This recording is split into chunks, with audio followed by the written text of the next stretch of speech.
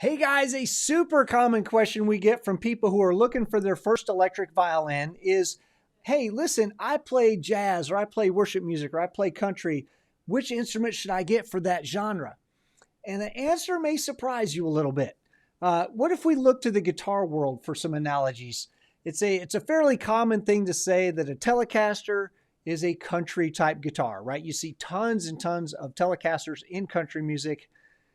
You also see them in Marilyn Manson, and it's not just a country instrument. You can play any style of music on a Telecaster, and you can play any style of music on any violin as well. To say that the violin is as versatile as the hands that it's in. So I'm actually going to go through a number of genres and list off some pretty famous players that are playing different violins in each of those genres. And you can see that there's not necessarily a best violin for jazz. See some of these names here. There's not necessarily a best violin for classical. These are all people playing classical music on electric violins. People playing rock music on electric violins. People playing country music on electric violins. Hip hop or EDM. All different types of violins. So really, why would I pick a certain violin? Well, each one has a different sound. They have a different aesthetic. They have a different feel. From a sound standpoint, we've listed a couple characteristics of violins here. And then you want to think about what is the context that you're going to be playing in. What type of ensemble are you playing in, and what is your role in that ensemble? And frankly, that is not determined by the genre that you're in. I'm a rock guy, so I'll use rock as the example. In rock, I don't know if you've heard the band Believer. Scott Laird was the violinist in Believer. If you're a metal fan, you should 100% listen to Believer. They're an incredible band. Stuff was done in the 80s, way before Metallica put strings in metal.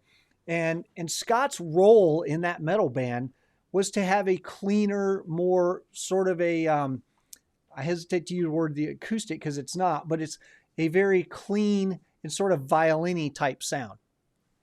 Switch over to a guy like Earl Manian, who's playing with Resolution 15, and he's filling the role of the guitar player in that band. It's a metal band that doesn't have a guitar player. So it really, what is your role in this band? In the jazz field, Christian Howes plays a Yamaha, has a very sort of an acoustic, clean, clear sound. And that's the role that he plays in his band. And you've got a guy like Evan Garr, who's played for Al Di Meola and Stanley Clarke and Jean-Luc Ponty. His role is to almost sort of fill the role of the horn player in that band. So you want to think about what your role is going to be in your ensemble, and that's going to help you figure out which type of tone you should be looking for in an instrument. And then people will ask, well, do effects matter? Does it really matter what the violin sounds like if I'm going to run it through effects? The answer is yes. Your original tone does matter. You can't boost something that's not there to begin with. So if you've got a violin that's got sort of a clear, thin tone, you're not going to be able to make it fat by boosting the lows because there aren't any lows there to boost. So the original tone of your instrument does matter, but I wouldn't say that it matters from a stylistic standpoint. Hey, if I'm going to be playing EDM music, should I be using this violin or that violin or another violin? It's really what kind of role are you playing and what sound do you want to have? Now, aesthetics, each violin does have a look, right? All of these are very different. Yes, once you've decided to go with electric, you've already sort of stepped over that sort of sacrilegious line that we've walked away from the hyper traditional world of acoustic classical violins. But like some genres or venues are a little more tolerant than others. I would say if you're going to be doing worship music, this may not be the ideal violin for you. Maybe. I don't know what kind of church you go to, but maybe that's not the best choice if we're talking about aesthetics, right? So to answer the question, which is the best violin for country or jazz or classical or worship or R&B, the answer is it's going to be the best violin for you as a performer and to fill the role that you need to fill with your ensemble.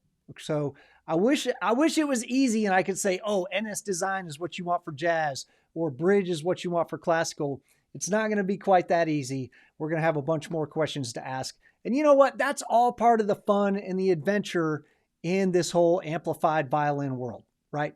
So, hey, if you would, go ahead and subscribe to our channel. Check out some other videos we've got, and we will see you next time.